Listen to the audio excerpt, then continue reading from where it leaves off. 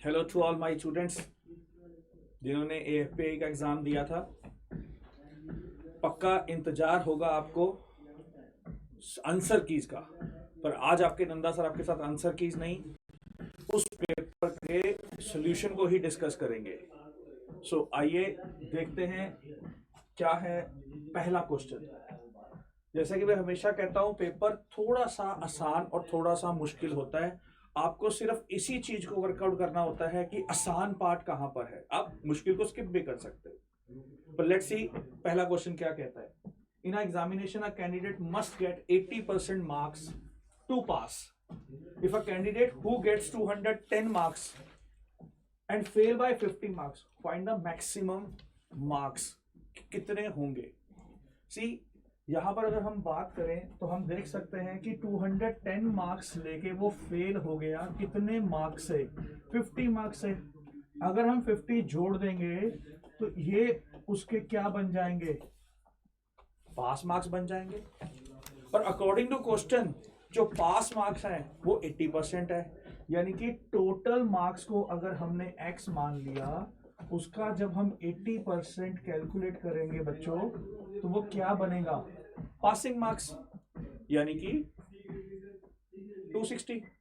तो इसे हम क्रॉस मल्टीप्लाई कर देते हैं। 100 मल्टीप्लाई बाय 260 डिवाइडेड बाय 80। और जब इसे आप सॉल्व करेंगे तो आपके पास आंसर आ जाता 325। C option. अगर आपने मेरा वीडियो देखा होगा पीछे वाला लास्ट वाला, तो मैंने वहां भी मेंशन किया था माई भागो और एआईपीए का फेवरेट नंबर होता है 3। तो देखते हैं इस पेपर में कितने 3 टिक होंगे। चलिए नेक्स्ट क्वेश्चन पे चलते हैं आपके साथ।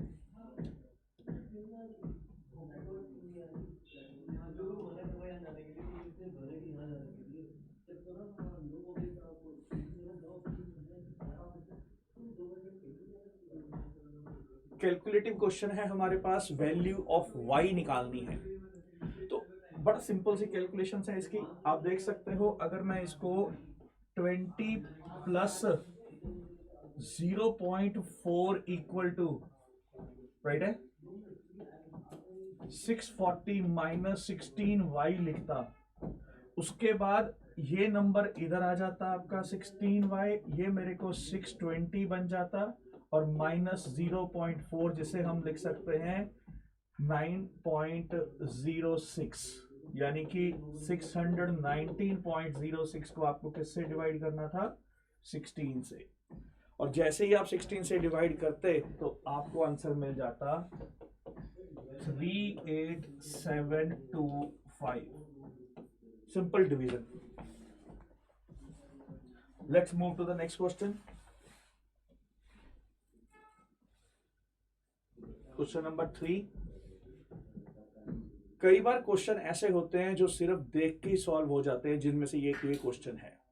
क्लासरूम में डिस्कस भी किया हुआ आप लोगों के साथ, बड़ा आसान है। ध्यान से देखो। अगर नंदा सर हमेशा कहते हैं अगर आपके डिजिट्स या नंबर रिपीट कर रहे हैं तो याद रखना उसमें स्मार्ट ट्रिक है, कैलकुलेशंस नहीं है। 3.79 3.79 3.79 और जो पीछे रह गया वो आपका 100 बन गया। तो सर आंसर कितना आया? 379। जब 3.79 आप कॉमन लेंगे, पीछे जो नंबर रह गए 3 उनको ऐड करने पे चेक करो 100 बन रहा है। 100 से मल्टीप्लाई करेंगे, डेसिमल कैंसिल हो गया। Question number 4। Exactly same question been asked in the paper last time. इस बार थोड़ा सा चेंज किया है, पर हमने भी थोड़ा सा ही काम करना है। आपको काम दिखाता हूं, ऑब्जेक्टिव को ऑब्जेक्टिव की तरह करने का तरीका। 14591.9 यहां पर आपको एक्चुअल में क्या है, चलिए एक बार आपको प्रॉपरली लिख के बता दूं ताकि आपको कोई कंफ्यूजन ना हो जाए। अगर मैं इन दोनों को डायगनली इंटरचेंज कर दूं तो ये मेरा 1324 और वहां से 91.9 145 डिवाइडेड बाय 10। आप कहेंगे सर ये 10 कहां से आया? मैंने डेसिमल को रख लिया। उसके बाद मेरे को किसकी वैल्यू चाहिए? मेरे को वैल्यू चाहिए 13324 डेसिमल के साथ और 9.19 डेसिमल के साथ। आप देख सकते हो ऊपर भी 2 डेसिमल, नीचे भी 2 डेसिमल, ये तो काउंट ही नहीं होंगे। इट मींस आपके पास, आप देखिए ये लेफ्ट साइड मैच कर गई, यही लेफ्ट साइड है और यहां भी रही लेफ्ट साइड है। इट मींस इसका राइट साइड क्या होगा, जो उसकी राइट साइड है। सर इसकी राइट साइड तो 14.5 दिख रही है, तो यस बेटा जी, इसका आंसर भी 14.5 ही है, यानी ऑप्शन नंबर 4 आंसर भी क्या है 14.5। अगर आप इसको विजुलाइज करते तो बेटा यहीं से आंसर दिख रहा था। सिर्फ देखो इन दोनों का डेसिमल काउंट नहीं हो रहा, सिर्फ एक डेसिमल है, तो 145 को 10 से डिवाइड कर देते तो आपको 1 सेकंड में आंसर दिख जाता। ये मैंने कंसेप्ट डिस्कस किया आपके साथ, और मैं हमेशा बोलता हूं ऑब्जेक्टिव में विजुलाइजेशन मेथड्स होते हैं जो हम बच्चों को क्लास में टीच करते हैं। आप भी सीखना चाहते हैं, आइए कांटेक्ट करिए हमें, ऑनलाइन और ऑफलाइन दोनों ही प्लेटफॉर्म पे क्लासेस रहती हैं। नेक्स्ट क्वेश्चन चलते हैं।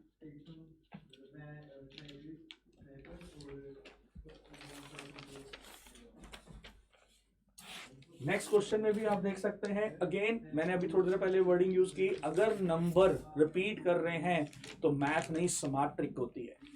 वो स्मार्ट ट्रिक कैसे है, आपको एक नंबर का स्क्वायर रूट दिया हुआ है 54, पहले नंबर में 29.6 लग गया तो सर यहां पर डेसिमल 5.4 आएगा। दूसरे नंबर में 4 डेसिमल लग गए तो यानी कि 0.54 आएगा, और तीसरे नंबर में 6 डिजिट आ गए 0.054 आएगा, और अगले में 2, 4, 6 और 8 लग गए तो सर 0054 आएगा। इट मींस डेसिमल बढ़ता जा रहा है। और अगर मैं इसको ऐड करूंगा, ये 5 तो मेरे को दिखाई दे रहा है, मेरे आंसर 5 पॉइंट समथिंग आएगा। देखो यहां से दिख रहा है मेरे को आंसर, मेरा 5 पॉइंट समथिंग आंसर आएगा। इट मींस 4 में से 2 ऑप्शन तो मेरे गलत हो गए। उसके बाद 5.5, 5.9 दिखाई दे रहा है मेरे को। 5.9 वाले कितने ऑप्शन है सर, एक ही ऑप्शन है। तो आप देख सकते हो, मैं फिर वही बात रिपीट कर रहा हूं, ऑब्जेक्टिव को ऑब्जेक्टिव के वे से करिए, पूरा सॉल्व करने की जरूरत नहीं है, खत्म। आइए let's see what is the next question.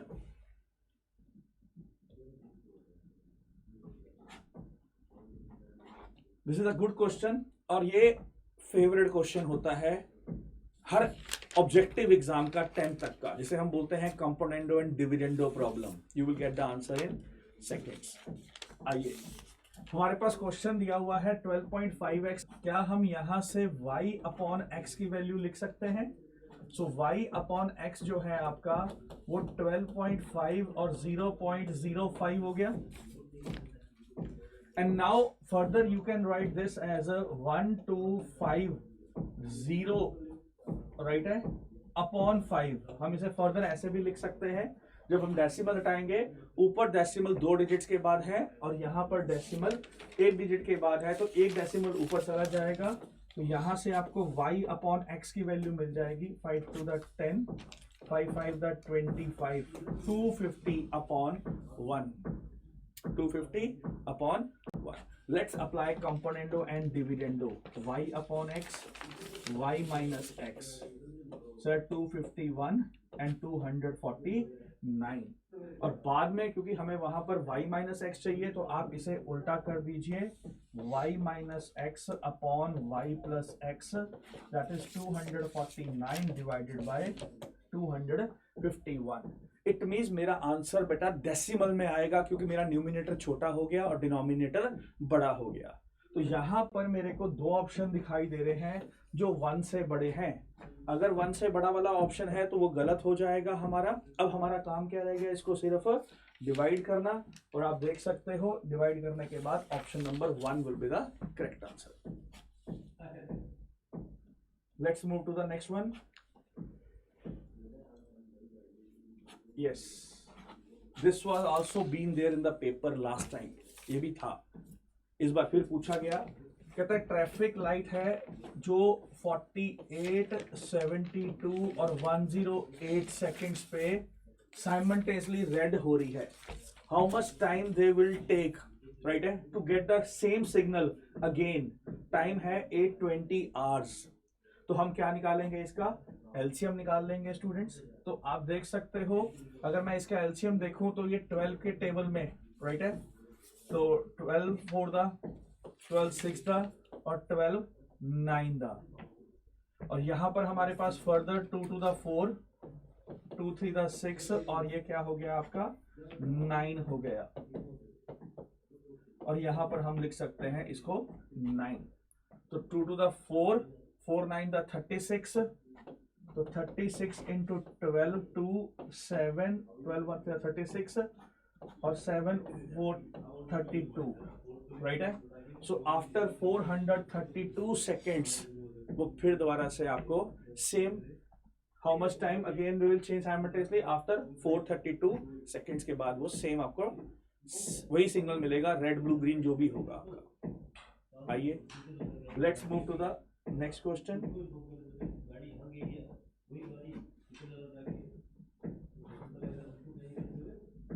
कहता है in a school 391 boys and 323 girls have been divided into largest possible equal cases. आपको इन दोनों को डिवाइड करना है बेटा जी। अब जब आप बच्चों को डिवाइड करते हैं बेटा, याद रखना जब इन बच्चों को आप अलग अलग क्लासेस में डिवाइड करेंगे तो क्लासेस में डिवाइड करने पे बच्चे बढ़ेंगे नहीं, क्या होंगे, कम होंगे। और कम के लिए आपके नंदा सर क्या बोलते हैं, क्या निकालना होता है, HCF, हाईएस्ट कॉमन फैक्टर। बस उल्टा चेक करो कि कौन सा नंबर इनको डिवाइड कर रहा है, या फिर HCF निकाल दीजिए। तो जहां तक मेरे को लगता है एक ही नंबर इन दोनों नंबरों को डिवाइड कर रहा है, और वो नंबर कौन है आपका 17। आप जानते हो दो नंबरों का HCF निकालना, आप HCF भी निकाल सकते थे, बट अगर आप HCF नहीं निकालना चाहते तो रिवर्स पैसिव एंट्री कर सकते थे, डिवाइड करके भी चेक कर सकते थे। चलिए let's see the next question. If sum of rupees this is divided among, एक अमाउंट है जो आपको 3 पर्सन्स में डिवाइड करना है, वो पर्सन है ABC।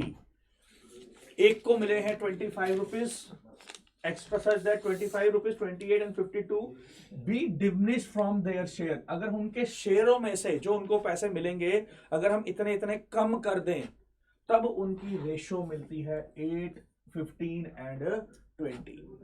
तो बेटा जी ये सबसे important Brahmastra of the question है।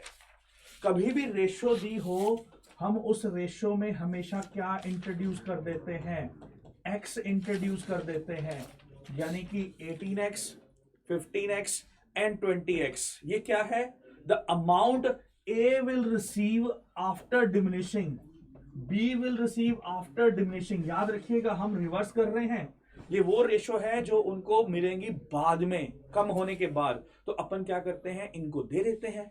A को कितना कम किया था 25, ये कितना बन गया 8x प्लस 25। B में कितना कम किया था आपने 15x प्लस कितना 28। C में कितना कम किया है आपने 20x, राइट है, प्लस 52, 20x प्लस 52। तो आपके पास अब जो आ गया अमाउंट, ये तीनों का शेयर आ गया, और तीनों का जो शेयर है वो इक्वल टू कितना दिया हुआ है क्वेश्चन के अकॉर्डिंग 3115, यानी कि 15 plus 8 23 plus 40 that is 43x। और ये हो गया आपके पास 5 8 5 13, 13 और 2 15, और ये हो गया आपके पास 2 और 2 4, 4 और 5 9 और 10 105 3 115। और यहां से अब आपको किसकी वैल्यू मिल जाएगी कैलकुलेशन करने के बाद, x की। और x की वैल्यू को जो आप कैलकुलेट करेंगे, राइट है, तो उसके बाद आपको यहां पुट करना है 8x प्लस 25 में। आप कहां पुट करेंगे 8x प्लस 25 में, तो आपको A का शेयर मिल जाएगा। और मेरे पास जो आंसर मैंने कैलकुलेट करके टिक किया है वो है 585, ऑप्शन नंबर 1। छोटी सी कैलकुलेशन मैंने छोड़ दी है आपके लिए। After doing the calculation get the value of A। Let's move to the next question.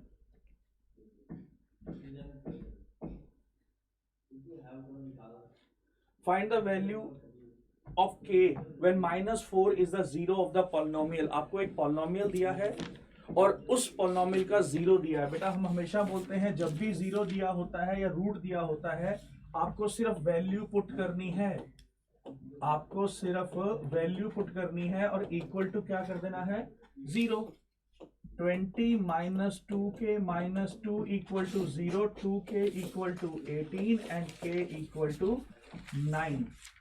तो हमारे पास दोनों option by mistaken typing error है, माइनस माइनस टिक हुए हैं, तो +9 ऑप्शन है हमारा। Fourth option is the correct option, +9 is the answer.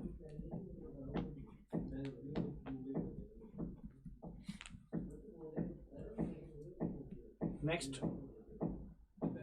the top of two poles of height 20 meter and 14 meter are connected by a wire.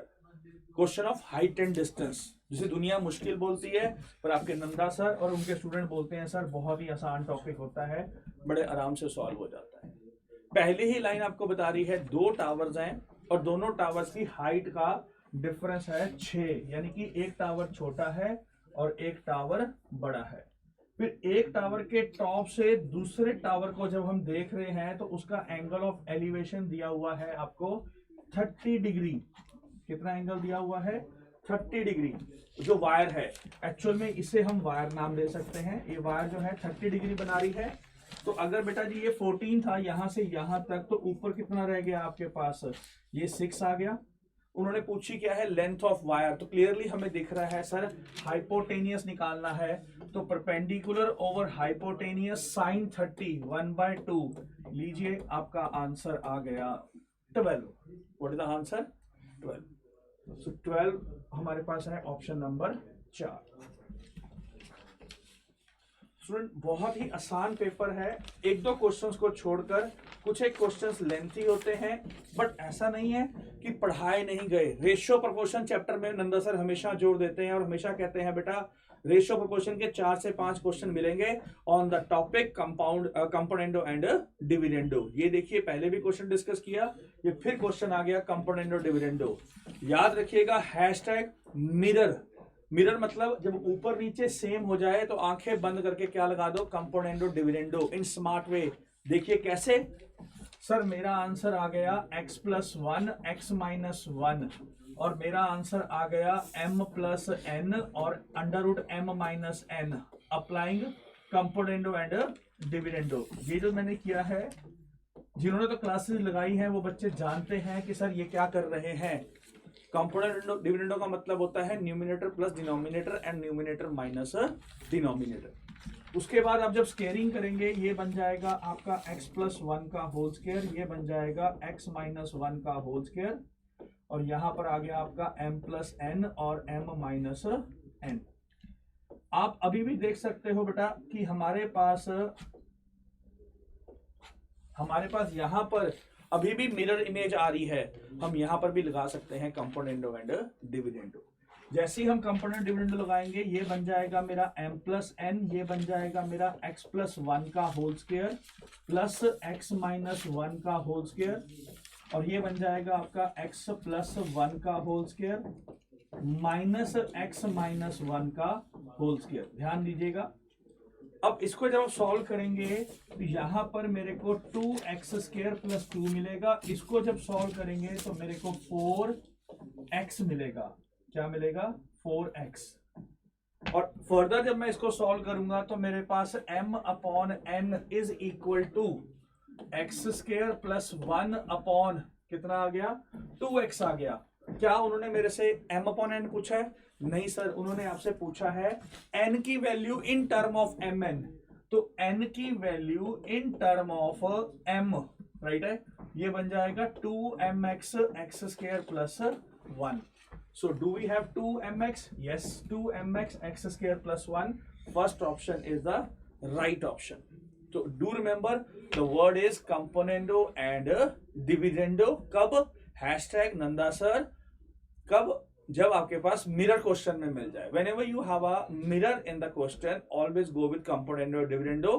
But याद रखिएगा left and right both must be given. आइए next question देखते हैं आपके साथ।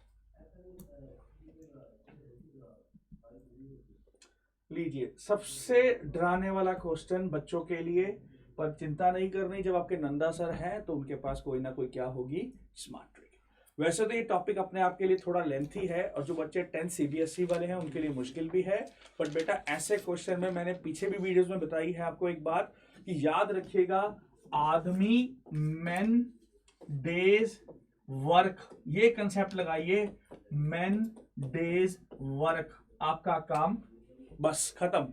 एक ही line है, question में 4 लाइनें हैं, आंसर में एक ही लाइन है। कैसे?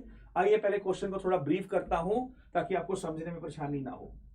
कहता है कॉन्ट्रैक्टर ने एक कैनाल डिग करनी है 10 किलोमीटर लॉन्ग, ठीक है, जिसके लिए उसको टाइम मिला है 350 डेज और एम्प्लॉयज हैं 45 मैन। 45 आदमियों की हेल्प से उसको एक काम करना है, बट अंडर सर्कमस्टांसेस उसने 200 दिन काम किया, 4.5 किलोमीटर, राइट है। तो इट मींस 45 दिनों 45 आदमियों ने, हम ऐसे लिख सकते हैं मैन डेज वर्क, 45 आदमियों ने 200 दिन काम किया और कितना काम किया? 4.5, राइट है। अब out of total work 12 kilometre में से 4.5 हो गया, तो कितना काम रह गया बच्चों? 7.5 किलोमीटर का काम रह गया। और 350 दिनों में से 200 दिन दे लिए आपने, तो कितने दिन रह गए और आपके पास? सर 150 दिन। और यहां पर कौन मिसिंग है? सर आदमी कितने लगेंगे वो मिसिंग है। तो बस लगाओ आंसर, आ गया।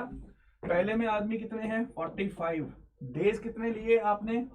200, और वर्क कितना किया? 4.5 इक्वल टू, उसमें आदमी नहीं पता, एक्स है जी, मल्टीप्लाई 150 और वर्क कितना है? 7.5। तो बेटा फटाफट से इसकी कैलकुलेशन करते हैं। देखो यहां से दिख रहा है मेरे को ये 10 बन गया, यानी कि ये क्या बन गया? 2000। इस 2000 को मैंने मल्टीप्लाई कर लिया किसके साथ? 7.5 के साथ, और डिवाइड कर दिया 150 के साथ, और यहां से आपको किसकी वैल्यू मिल जाएगी? x की। आइए इस एक जीरो को कैंसिल कर देते हैं इसके साथ, राइट है, और ये जीरो इससे कैंसिल हो गई। 15 5 था 75, नीचे 10 आ गया, ये 2 आ गया। मेरे को x की वैल्यू क्या दिखाई देनी शुरू हो गई? सर 100 आ गई। बस x तो था हमारे पास, टोटल कितने बंदे लगेंगे काम पूरा करने के लिए, पर उन्होंने पूरे नहीं पूछे, उन्होंने बोला और कितने बंदे लगेंगे। पहले कितने काम कर रहे थे बच्चों? 45, अब कितने हैं? 100। तो 45 और 100 का डिफरेंस हर बच्चा जानता है, सर 55 आता है। तो ऑप्शन नंबर 1 आंसर टिक हो गया। बेटा मैंने थोड़ा डिटेल में समझाया क्योंकि ये क्वेश्चन इंपॉर्टेंट होते हैं, ऐसे क्वेश्चन एग्जाम में हर बार पूछे जाते हैं, क्योंकि जो 10th क्लास तक के सीबीएसई वाले बोर्ड वाले बच्चे हैं उन्होंने ये चीजें नहीं पढ़ी हुई, आईसीएसई वालों ने पढ़ी होती हैं, सीबीएसई वालों ने नहीं पढ़ी होती। तो please do remember the hashtag, right है, M×D/W, you will get the answer. आइए नेक्स्ट क्वेश्चन देखते हैं आपके साथ। देखिए फिर दोबारा से आपके सामने, अभी थोड़ी देर पहले बोल के हटा था, मिरर इमेज का मतलब होता है हैशटैग नंदा सर ब्रह्मास्त्र, और ब्रह्मास्त्र का नाम है कंपोनेंडो एंड डिविडेंडो। अगर आप इस क्वेश्चन को इस तरह से देखेंगे तो बेटा ये बहुत लेंथी दिखेगा आपको, बट अगर आप मेरे अकॉर्डिंग देखेंगे तो चीजें बहुत आसान हो जाएंगी। ये आपको दिखाई दे रहा है सर 17/8, क्योंकि ऊपर नीचे मिरर है, तो मैं लगाऊंगा componendo and dividendo, x² + y², 25, right है, 18 + 8 + 7 25, और ये हो गया 9। यहां से मेरे को x की वैल्यू मिल गई दिस, और y की वैल्यू मिल गई एक तरह से 3। सो x/y, तो यहां से वैल्यू नहीं मिली, रेशियो मिली है। बच्चों याद रखिएगा, अगर रेशियो में ही पूछा जा रहा है तो आप डायरेक्टली वैल्यूज को पुट कर सकते हैं। ये हो गया मेरा 125, ये हो गया मेरा 27, ये हो गया 125, और ये हो गया 27, राइट है। तो इसको सॉल्व करके जो मेरे पास आंसर जो मैंने कैलकुलेट किया था मैं डायरेक्टली टिक कर देता हूं, option number 4, 125 out of 27, right है। थोड़ा टाइम सेव कर रहे हैं कैलकुलेशंस के लिए, आपने कर ली होंगी, सिर्फ डिस्कस कर रहे हैं आपके साथ एक ब्रीफ आइडिया कि चीजें होनी कैसे थी। साथ में आपको आंसर कीज भी मिल रही है, यानी एक पंथ दो काज, सॉल्यूशन का सॉल्यूशन और साथ में आंसर कीज की आंसर की। आइए बेटा जी एक बात और मैं आपके साथ यहां पर शेयर करना चाहता हूं कि आप मान लीजिए किसी रीजन से एएफपी इंस्टीट्यूट में एडमिशन नहीं ले पा रहे, तो बट चिंता नहीं करनी, हमारी एकेडमी का भी एग्जाम 26 जनवरी को शेड्यूल्ड है। आप उस एग्जाम को भी पार्टिसिपेट करिए, स्कॉलरशिप लीजिए, और जैसे आपकी सोच थी वहां पर माई भागों में तैयारी करने की, उसी सोच के साथ आप हमें ज्वाइन करिए, उसी सोच के साथ तैयारी करिए और उसी करियर को परस्यू करिए जो आपने सोच के रखा है। तो नंबर्स आपके पास स्क्रीन के ऊपर है, किसी भी हेल्प के लिए आप हमें कॉल कर सकते हैं। आइए let's see the next question. फिर दोबारा से same question, same track, same wording, और वर्डिंग क्या है? Hashtag Brahmastra Nanda sir. Sir componendo dividendo लगा दो। अब तो पता लग गया होगा आपको कि अगर रेशियो सेम है तो आप कंपोनेंट डिविडेंडो लगाएंगे तो आपका आंसर सेकंड्स में आ जाएगा। लीजिए, सी कितना आसान है। और यहां पर आपके पास 9 और 1 10, 9 और 1 8, सर ये 5/4 हो गया। अब क्योंकि अंडर रूट है, अंडर रूट आने के लिए आपके पास एक ही चीज होती है जिसे हम बोलते हैं स्केलिंग बोथ साइड। तो आप जब इसके 3x + 4 लिखेंगे और एक 3x - 5 लिखेंगे, राइट है, तो यहां पर आपका बन गया 25/16। और अब सिर्फ छोटा सा वर्ड क्रॉस मल्टीप्लाई, ये हो जाएगा आपका 48x + 64, ये हो जाएगा आपका 75 - 125। और यहां से आपको x की वैल्यू पूछी है स्टूडेंट्स, और मैं बता देता हूं x की वैल्यू सॉल्व करके क्या आ रही है, 7 आ रही है। लास्ट स्टेप ऑफ कैलकुलेशंस आप कंप्लीट करिएगा और आपको x की वैल्यू मिल जाएगी। Let's see what is the next question. ऐसे क्वेश्चंस स्टूडेंट्स देख के घबरा जाते हैं कि सर बड़ा मुश्किल क्वेश्चन था। नहीं बेटा, सिर्फ एक छोटी सी सोच और ये क्वेश्चन खत्म। ऑब्जेक्टिव को हमेशा स्मार्ट वे से करना है, करने नहीं जाना, उसको सिर्फ देखने, visualise, as per of the Nanda sir wording, visualise करिए, आंसर्स निकलेंगे। कैसे? आप देखिएगा, आपको x + y = 2z दिया है, मेरे को 2z नहीं दिखाई दे रहा क्योंकि मेरी लेफ्ट साइड और राइट साइड बैलेंस नहीं है। इंस्टेड ऑफ राइटिंग 2z मैंने उसको z + z लिख लिया।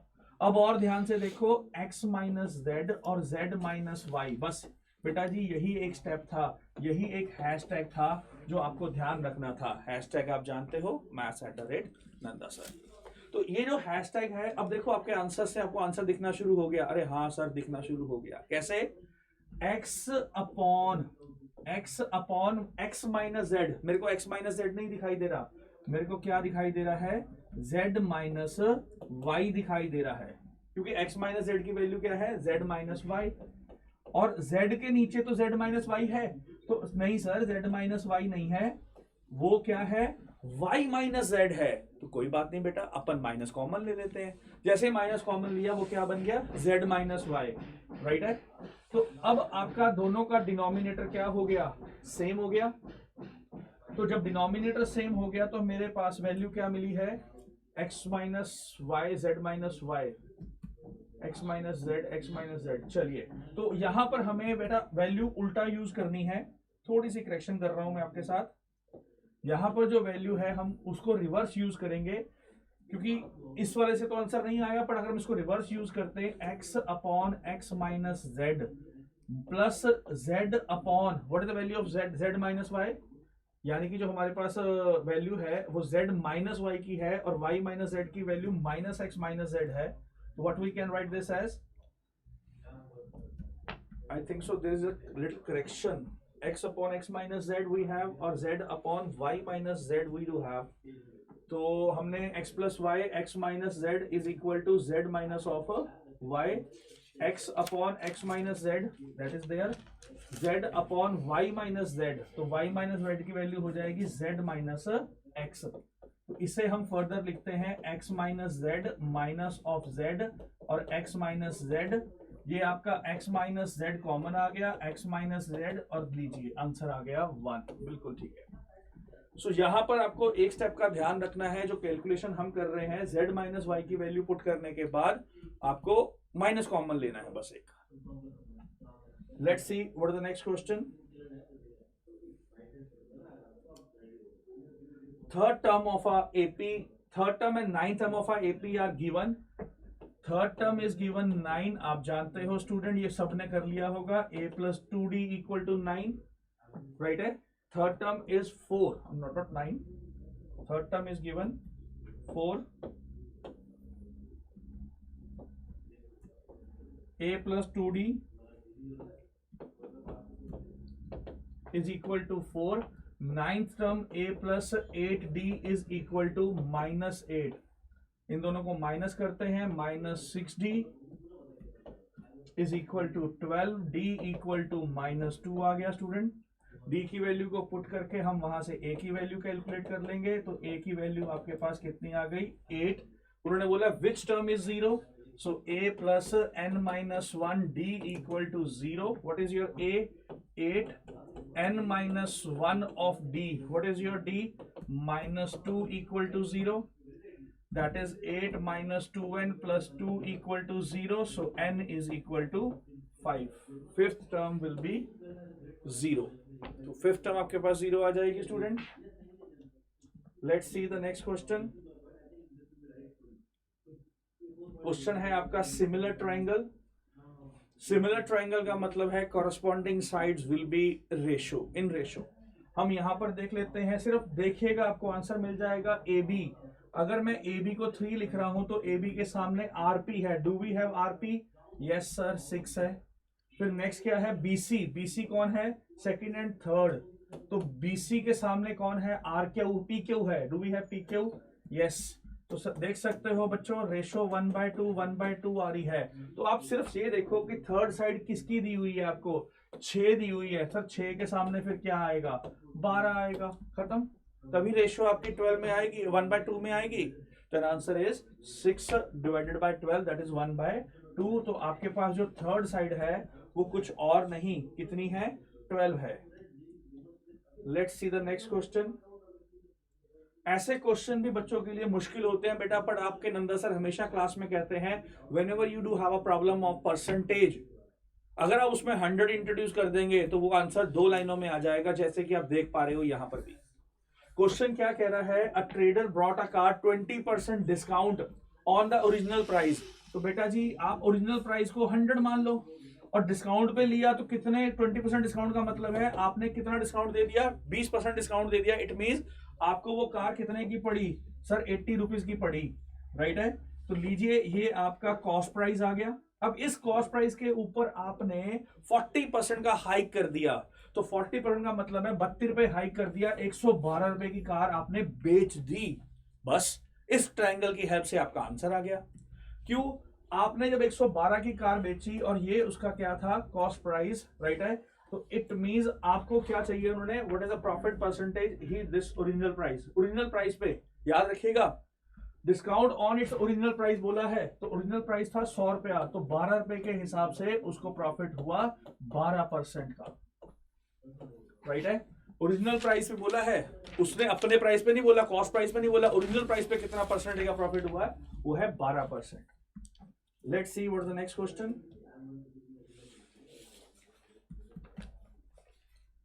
Again a question of similar triangle. आपको लग रहा होगा ये क्वेश्चन हाइट एंड डिस्टेंस का है, नहीं बेटा ये सिमिलर ट्राइंगल का क्वेश्चन है। A vertical stick 20 metre long cast a shadow 10 metre long. मतलब 20 मीटर की स्टिक है, 20 मीटर लॉन्ग, और जो है शैडो कास्ट कर रही है 10 मीटर लॉन्ग शैडो कास्ट कर रही है, और eight a same time, right है, यही क्वेश्चन पिछली बार भी एग्जाम में आया हुआ है। At a same time a tower cast a shadow, right है, 50 metre long on the ground. तो आपको टावर की हाइट मिसिंग है, तो what we can say? Height to height, shadow to shadow. तो यहां से आपको x की वैल्यू कितनी मिल गई स्टूडेंट? 100 मिल गई। तो कुछ एक क्वेश्चंस में टाइम लगता है कैलकुलेशंस में, कुछ एक क्वेश्चन सेकंड्स में हो जाते हैं, ताकि दोनों एक दूसरे को कॉम्प्लीमेंट करके आपका ऑब्जेक्टिव पेपर बनाए। अगर आपको लगता है कोई क्वेश्चन मुश्किल है, स्किप करके पहले आप आसान वाले की तरफ बढ़िएगा। Laddoos are always based there in the paper. तो स्टूडेंट मैं फिर रिमाइंड करवा रहा हूं, 26 जनवरी को एंट्रेंस एग्जाम है एकेडमी का, तो कॉल करिए, रजिस्टर करिए, फ्री ऑफ कॉस्ट है, स्कॉलरशिप भरी हुई है, लाखों की स्कॉलरशिप जुड़ी हुई है एग्जाम के साथ। जैसे कि वहां की सोच है स्कॉलरशिप के साथ, आप बढ़ना चाहते हैं करियर में आगे, वैसे ही बहुत सारी स्कॉलरशिप्स हैं। अगर आप एनडीए का विजन रखते हैं तो एनडीए की सोच नंदा सर के साथ शुरू करिए। हैशटैग maths@nanda sir और मोबाइल नंबर आपकी स्क्रीन पे ऑलरेडी है। Let's see another question. ये क्वेश्चन कितना आसान है student. Again you can have this solution of this question in seconds. अगर आपने 8th क्लास में फॉर्मूला याद किया था a प्लस बी सी का होल स्क्वायर, तो आपका आंसर आ गया। तो इसमें आप 100 करेंगे इसका स्क्वायर और यहां पर इसका ट्वाइस माइनस कर दीजिए, जिसे आप नाम देंगे 62। तो लीजिए स्टूडेंट 38 आपका आंसर आ गया।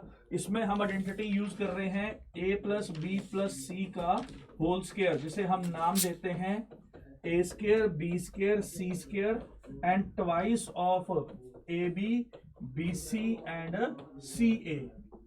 तो यहां पर आप देख सकते हो इसकी वैल्यू 10 दी हुई है, इसकी वैल्यू रिक्वायर्ड है, तो ये ट्वाइस ऑफ कितना हो गया 31, दैट इज 62, और यहां से आपको इसका आंसर मिल गया।